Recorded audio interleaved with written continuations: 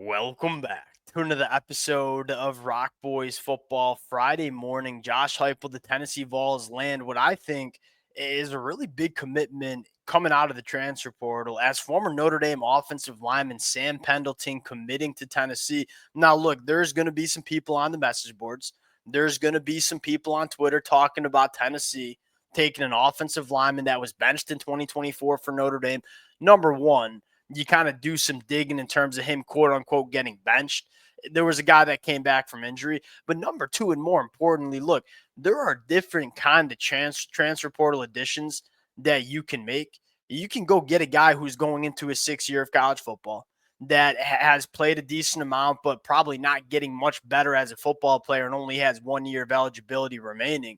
You can also get transfer portal additions like Sam Pendleton, who's only getting better as a football player. And he was a redshirt freshman starting for Notre Dame to start the year in 2024, a Notre Dame team that played for a national championship this year, and a guy that's only getting better at football.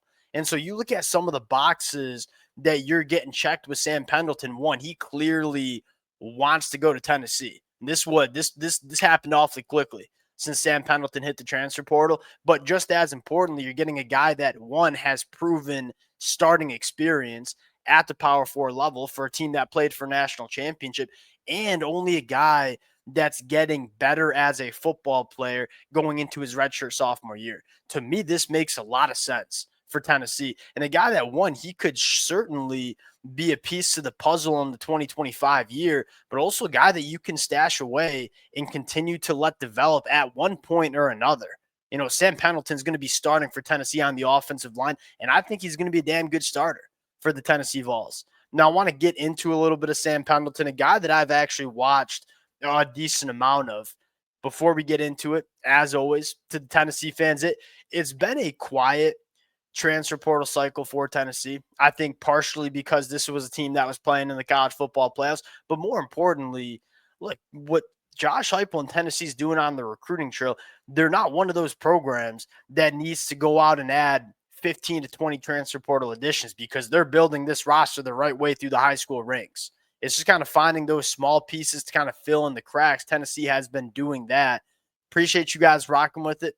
If y'all do enjoy the content, consider subscribing to the channel. Without further ado, let's get into Sam Pendleton. Now, again, where I want to start is this kid was only a redshirt freshman in 2024 who has 7 to 8 games of starting experience for an offensive line that played in a national championship, guy that's only getting better at football. And quite frankly, that I think it's getting a little overblown in terms of him struggling for Notre Dame in 2024 because you start looking at the numbers, 254 pass pro opportunities, 0 sacks, only 6 quarterback pressures. You look at what he does in the run game, I think there's probably little development that you want to see take place in terms of him moving bodies off the offensive line, which is probably to be expected for a redshirt freshman who's still physically developing.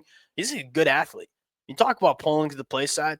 You talk about moving to the second level and picking up linebackers. Sam Pendleton can do some of that stuff. And so I look at him and say, yeah, he wasn't a all-American caliber starter for Notre Dame in the 2024 year, but he's a guy that's shown that he can be a very solid Power 4 starter at some point during his career.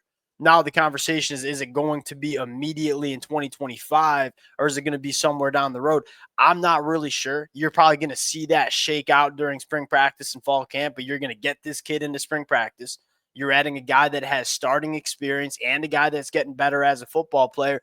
This is probably the concern. I don't know if I'd say it's a concern, but it's probably the question that you have for Tennessee going into spring practice. You're replacing a lot of big guys that have played a lot of football for Tennessee on this offensive line, a unit that started off the year really, really good, dealt with some injuries and maybe didn't have the same level of dominance in the back half of the 2024 year. But at the end of the day, Josh Heupel's filling this offensive line up with a lot of quality bodies, and you're starting to see all that work he's done on the recruiting trail really manifest itself in terms of Tennessee becoming a program that can run the football extremely well and play elite defense. If you want to get there, you just have to continue stacking bodies along the lines of scrimmage. Josh Heupel's doing that.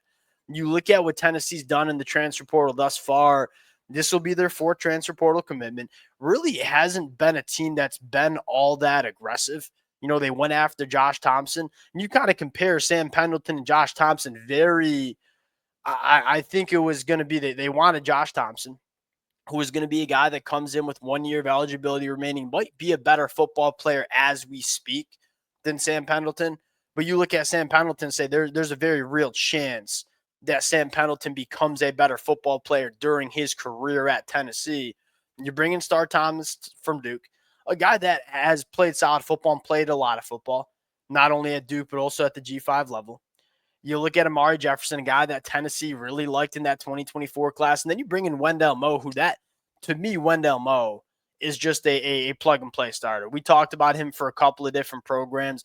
When you have the opportunity to just get a guy that you can plug and play, kind of throw away the key and not worry about it, you do it every time. I think that's what Wendell Moe is from Arizona.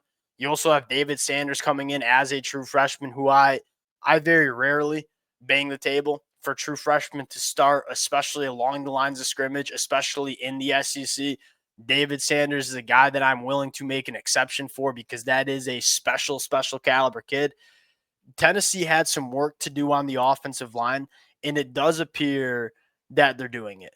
And you look at Tennessee as a program and say they might be one of those more aggressive teams after the spring practice window, because it's hard to get aggressive in the transfer portal when you're still playing football again. That's the crazy part about the college football schedule that I'm sure many of y'all heard my take on.